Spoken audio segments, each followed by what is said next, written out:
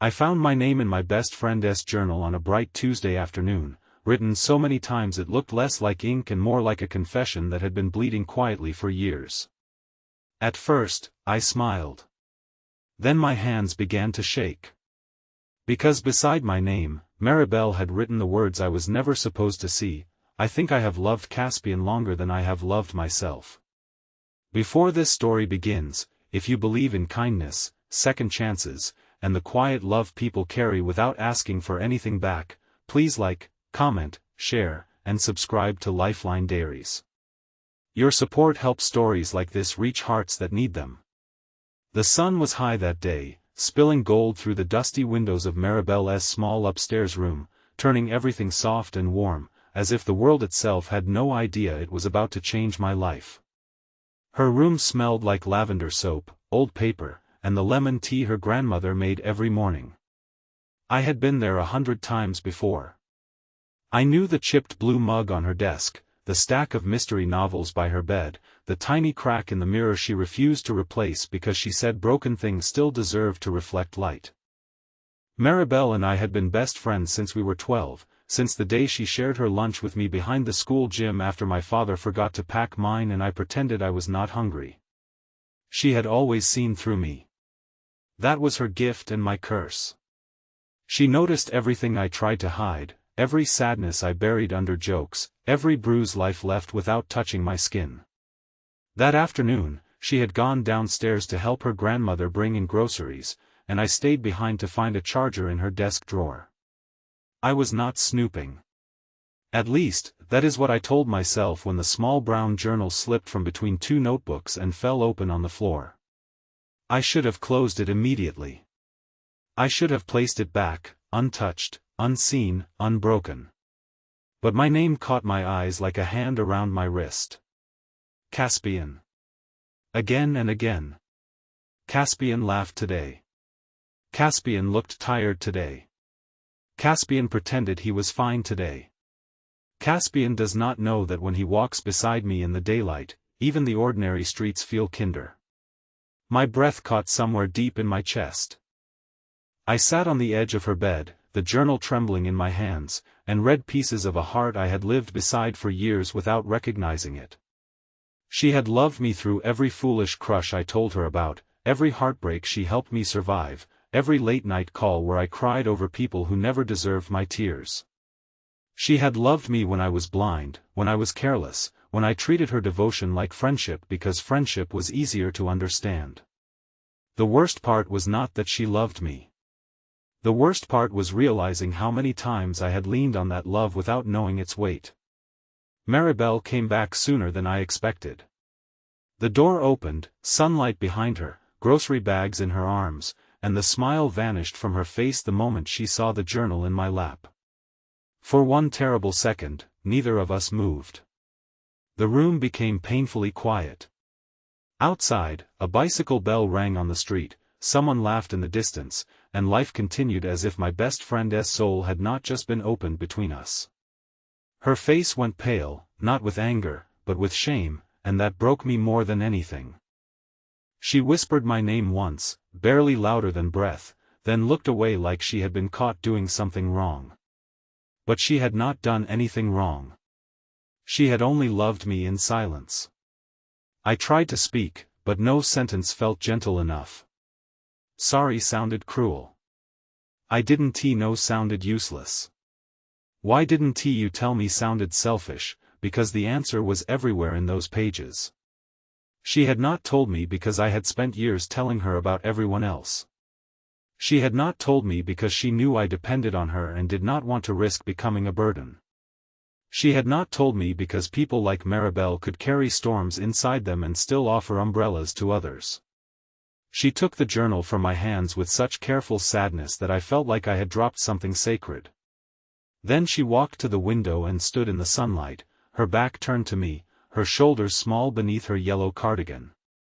She said she never meant for me to know, that she had written it down only because paper was safer than hope. She said she was sorry if it made things strange. Sorry. That word from her mouth cut deeper than any confession. She was apologizing for loving me. I left her house that day because I was afraid of what I felt. Not disgust. Not anger. Fear. Fear because suddenly every memory had new meaning. The time she waited outside the hospital when my mother had surgery, holding 2 coffees that had gone cold because she refused to leave. The time she walked 3 miles in the rain after my car died, laughing as if soaked shoes were an adventure. The time she gave me her lucky scarf before my job interview, then pretended she was not freezing. I had called those things friendship. Maybe they were. But they were also love. And I had been standing in the middle of it like someone standing in sunshine and complaining about the dark. For 3 days, I avoided her. I told myself she needed space, but the truth was uglier. I needed space for my own guilt. The city looked different during those days. The mornings were too bright, the afternoons too quiet, and every place we used to go seemed to accuse me. The bakery where she always stole the cherry from my pastry. The park bench where she said trees were better listeners than people. The little bookshop where she once slipped a note into my pocket that said, "You are not as alone as you think." I found that note again in my wallet on the 4th morning, folded and faded, and I sat in my parked car under a sky full of clean daylight and cried like a child. That was when things started to change. Not all at once, not like lightning, but slowly, like dawn. I began asking myself the question I had been too scared to face: did I love Maribel too, or was I only afraid of losing the person who loved me best? The answer did not come easily. It came in fragments. In the way I missed her voice before I missed anyone else's. In the way good news felt unfinished if I could not tell her. In the way silence beside her had always felt safer than conversation with anyone else. I realized love does not always arrive with fireworks. Sometimes it spends years making tea, remembering your mother's medicine schedule, sitting beside you in hospitals, laughing at your worst jokes, and loving you quietly enough that you mistake it for air. On the 5th day, I went back to her house. It was late morning, and the neighborhood was alive with sunlight. Children were running through sprinklers on the corner lawn, an old man was washing his taxi, and Maribel's grandmother was hanging white sheets on the line, each one snapping in the breeze like a flag of surrender. She looked at me with knowing eyes and pointed upstairs without saying a word. My heart beat so hard as I climbed those steps that I thought Maribel would hear it before I knocked. Her door was open. She was sitting at her desk, packing books into a cardboard box. For a second, I thought she was moving away, and panic filled me so quickly I could barely breathe. She told me she had accepted a teaching position in another town, something she had applied for months ago but never mentioned because I had been too busy falling apart over someone else. She smiled when she said it, but her eyes were tired. She said it would be good for her, that distance might help, that sometimes the heart needed a new city to learn how to stop waiting. That was the moment I understood the cost of my blindness. She had not been waiting for me to love her back like a prize. She had been waiting for herself to be brave enough to leave. And now, when I finally saw her clearly, I was about to lose her. I stepped into the room and told her I had read enough of the journal to know how much pain I had caused without meaning to. I told her I was sorry, not because she loved me, but because I had taken her presence for granted. I told her I did not want to answer her years of silence with a sudden dramatic promise that might only hurt her more. But I also told her the truth, that since reading her words, I had not been able to remember my life without finding her at the center of every good thing. I told her I did not know when friendship became love, or whether it had been love all along, but I knew I was terrified of a future where her laugh was only a memory. She did not run into my arms.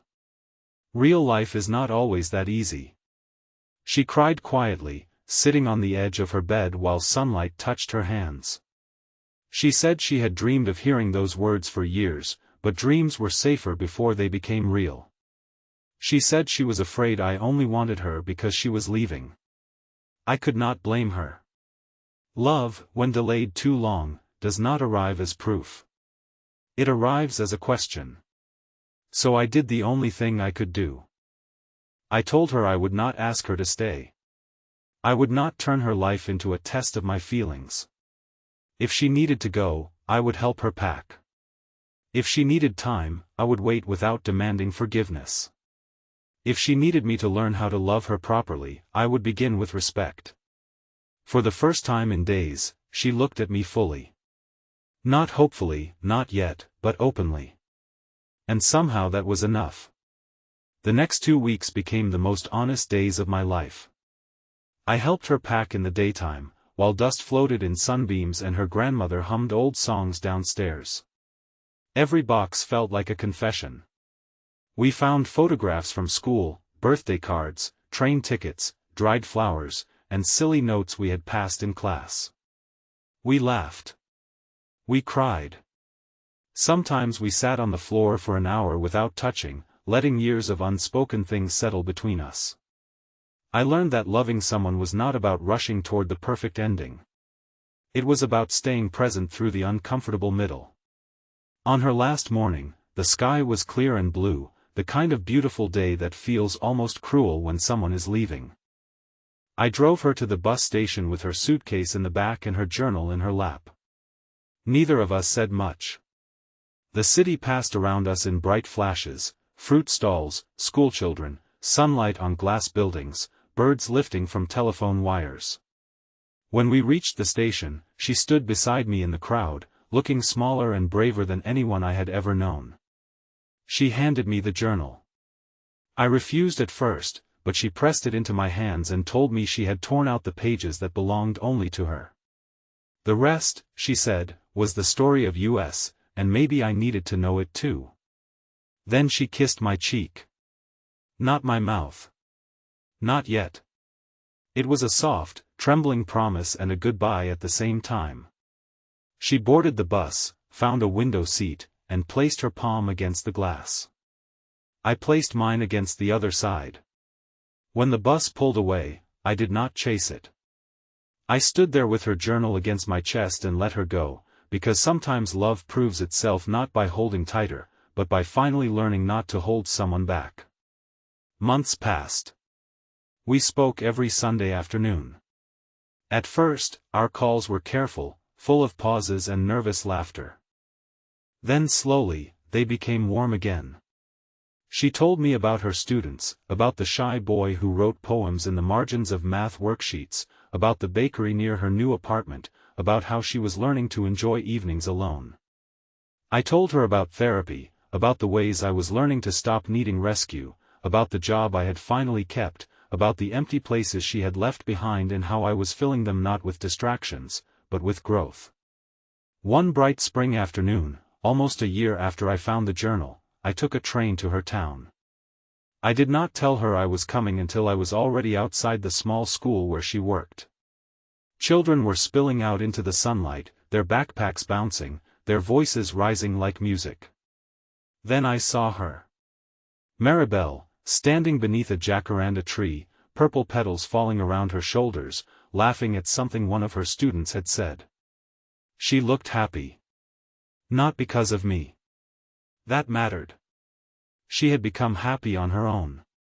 When she saw me, her smile disappeared for one stunned second, then returned slowly, beautifully, like sunrise. I walked toward her with the journal in my hands, the same journal that had once terrified me, now filled with pages I had written.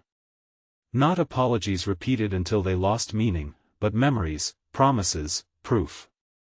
I had written about the day she shared her lunch with me. About the rain.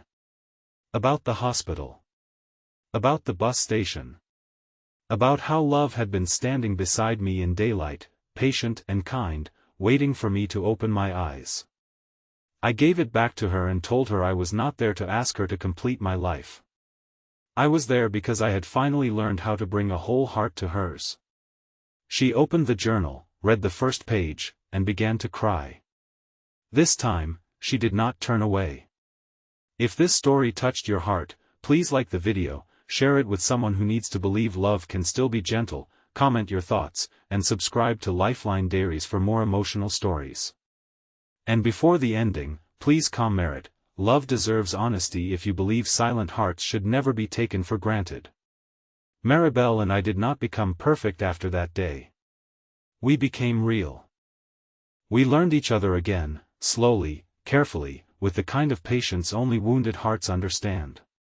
Years later, when people ask when I fell in love with my best friend, I do not tell them it happened when I found my name in her journal.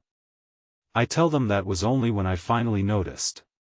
The truth is, she had been loving me in the daylight all along, and sometimes the greatest love story is not the one that begins with a kiss, but the one that begins with someone seeing you completely, staying anyway, and waiting until you become brave enough to see them back.